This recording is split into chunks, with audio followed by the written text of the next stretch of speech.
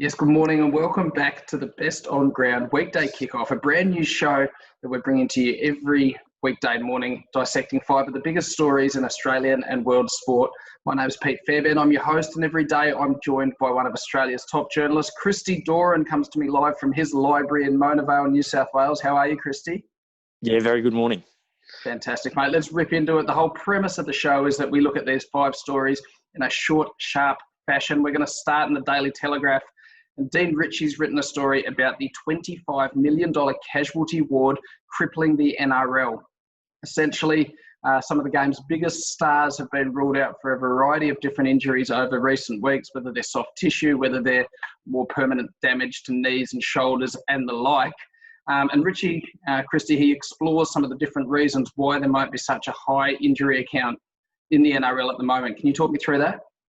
Well, yes, Ritchie, Christy, whoever it is, we can talk about it. But yeah, firstly, the biggest thing that came to my mind here is that, yes, it is disappointing that there are big name players sitting on the sidelines and none bigger than Trbojevic at Manly. And he was missing against the Sharks over the weekend and consequently Manly get hammered for the first time this year, really. But one of the things that I found interesting is that it was left, it wasn't included in the subject matter around the idea that now referees are penalising and they're not kicking to touch, they're playing on quickly. And you've seen sides, particularly sides like Brisbane, who have been completely caught backwards and on the back foot and getting steamrolled right from the outset, basically. And I think that's one of the big issues here is that sides aren't having long enough to recover.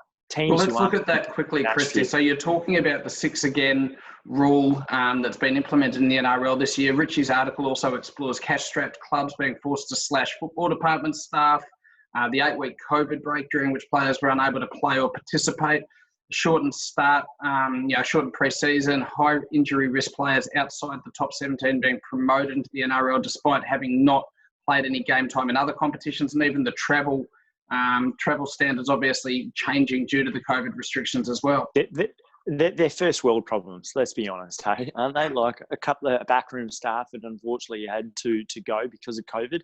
Huge issue, obviously, COVID, and you can't downplay that severity. But at the same time, I think it's got a lot to do with the 6 again penalty that's come into place. And sides like and players like Damien Cook at the Rabbitohs are going to be the masterminds about getting people on the back foot. That it'll take time, I think, and you'll see sides become more match fit in weeks to come. For those watching on YouTube and Facebook, you'll see the Golden Strainer has made its first appearance in the morning. It's the way in which we keep the subject matter short and sharp and move on to our second story. Our second story today comes from The Age and John Perrick, who's investigating the real surge of broadcast numbers for the AFL. The numbers coming through very, very pleasing for Fox Sports boss Steve Crawley, who's got some lovely quotes in there. Be very happy with the number of people watching games of footy. And they fly in the face of some of the complaints made by AFL coaches like Alistair Clarkson and Chris Scott about the standard of the game at the moment. What do those numbers mean, Christy? Do they show that supporting your team and watching live sport is more important than the actual quality of the football? Well, initially, yes. On the small subject matter, yes. There's hundreds of thousands of people tuning in, which is shown that year on year, there's been an upsurge of in some cases 20% more up in Brisbane. Even Melbourne has had an upsurge. I think 15% was included in the article. So these are great figures, and they're figures that Steve Crawley at Fox Sports Australia is really rubbing his hands about, because Fox has been in a period of uncertainty going forward, and they're heavily reliant on sport and live coverage. The interesting thing here is Alistair Clarkson, one of the most respected figures in AFL, Chris Scott too. These two guys complaining about the fact that the scores have been low, that we haven't had many 3 figures scores from per teams. It's surprising to hear that, because the games have been tight. Unlike rugby league, where we've seen massive blowouts, and I can see many people that I know that are tuning off mid-game because the game is done and dusted with 40 minutes to go at half-time. We saw on the weekend Brisbane 22-0 down to the Gold Coast Titans. This is one of the biggest fan bases in Australian rugby league, and they're booing their side off because they can't watch this horror display anymore. The AFL would be thrilled to see these tight games, and we know a couple of the reasons why that has occurred. It's the shorter quarters that are happening at the moment, from 20 down to 16 minutes. We'll move to our big story of the day where we spend double the time, and it comes from friend of the show, Tom Decent, in the Sydney Morning Herald. He's written the yarn that Andrew Twiggy Forrest has donated another $5 million to Western Australian Rugby. For those unfamiliar with the story, in a nutshell, Western Force kicked out of the Super Rugby competition a couple of years ago. Forrest makes the largest philanthropical donation offer in the history of Australian sport to keep the Western Force in the competition. That offer is rejected by Rugby Australia at the time. He keeps the Force going, runs their own Trans-Asia Pacific competition to keep them alive, and now, post-COVID, they're going to be rejoining the Super Rugby competition for this year at least. Forrest donating $5 million to his Rugby Roos community grassroots program in Perth also brings David Pocock on board as an unpaid ambassador. It's important to note that the story spells out. He's not going away, Twiggy Forrest. The Western Force are not going away. Does this donation show that no matter what happens, however many Australian teams stay in whatever Super Rugby competition we have moving forward, do the Force have to be in there?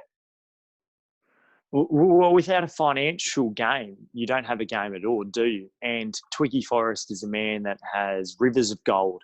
And I think this is a brilliant masterstroke here from Twiggy Forrest, because one of the big issues over the last few years, and when they were kicked out back in 2017 unceremoniously, was that there was a lack of trust. Rugby Australia didn't trust Andrew Forrest, who came in at the last moment, knight in shining armour, saying, believe me, here's $50 million that will help pop up the Western Force and keep them financially viable. The big issue in Australian rugby is, do they have enough players to have 5 sides and be competitive? Because without 5 sides, it's been shown that despite 2 Australian Super Rugby sides winning the competition since 2011 with 5 sides, across the board, averagely, the 5 sides struggled, particularly against New Zealand and South African opposition.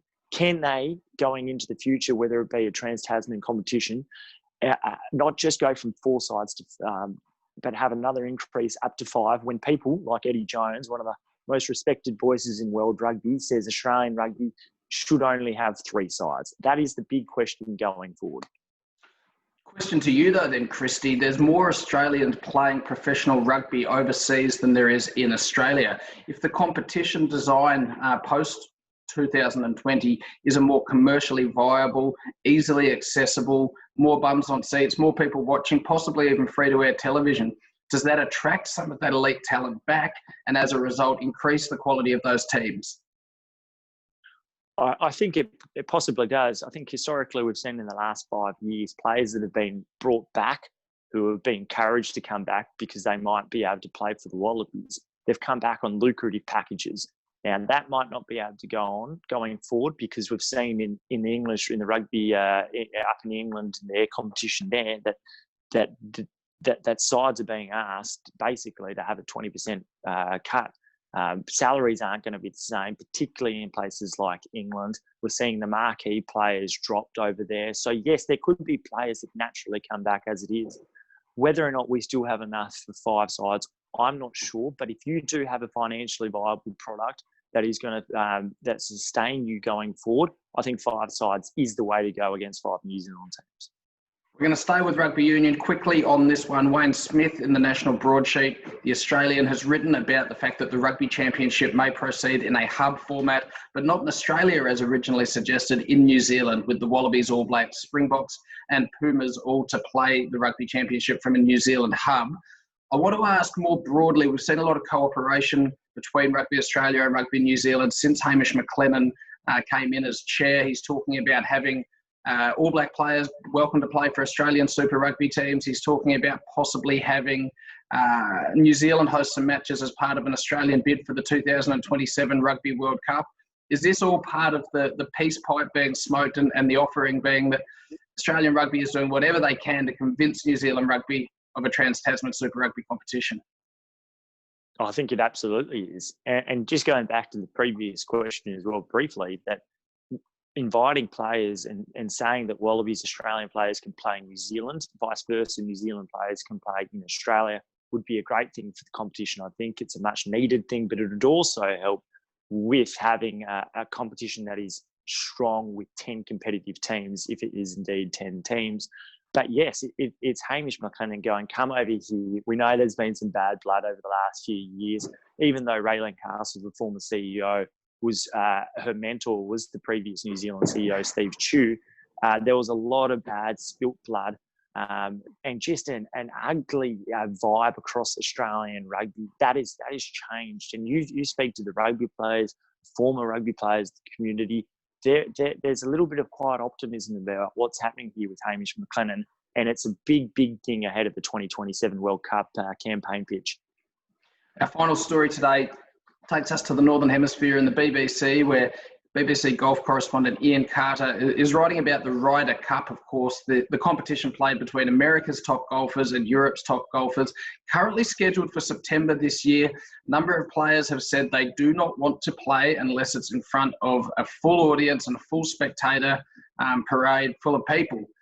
Should the Ryder Cup just get on with it and cancel it and move forward to 2021 like so many other sporting events have done? I don't think so, no. I think golf is one of the few sports where the players aren't necessarily coming in a huge contact with people per se. Now, yes, there are so many backroom things. Yes, there's a lot of travel around the world, around the United States, particularly with the PGA. But I think the argument that we can't play because there's not fans there, I think that is the one I can't accept. This is coming from guys like Brooks Koepka, who are the most serious golfers in the world. They don't even acknowledge half the gallery when they make a putt. Like, is the most serious bloke going around in world sport just about. So to have the argument that, we need a crowd to be there, I think that's not quite right. These guys are still getting paid with hefty sponsorships. I think it's there's a lot of people, particularly in the elderly people in our community, who love golf, that watch golf religiously. And for them, that they can't actually get around, I think it's a huge thing that can continue to inspire our elderly generation to continue to watch sport and perhaps be happy. And worth noting as well, of course, the President's Cup, the Solheim Cup, Tokyo Olympics all scheduled for next year. So it is already going to be a very busy year in the world of golf. And Brooks Koepka, quite different to yourself, Chrissy. You've been known to tell the people playing the whole next year how well you just hit your approach. We're about to wrap up there for the day. Before I let you go, Best On Ground Weekday Kickoff, we like to ask our journalist special guests for their one to watch in the world of sport. Well, all the pressure is on Anthony Seibold. And I got a message yesterday and on Sunday from a former Brisbane Bronco player who's not happy whatsoever with what's happening to his old club. I think we'll see that someone like a Steve Kearney, who's come across from New Zealand after being sacked, might come on board in the coming days, because just a couple of audio technical difficulties there with the Wi-Fi connection. But Anthony Seibold, the one to watch there, and Stephen Kearney been written about possibly coming in. Kevin Walters, another one which you'd think Seibold would probably be doing his best to stay clear of having somebody who's so well loved within that club join his coaching staff. Christy, thank you for your time. It's been a pleasure, and we look forward to welcoming you back next week. Cheers.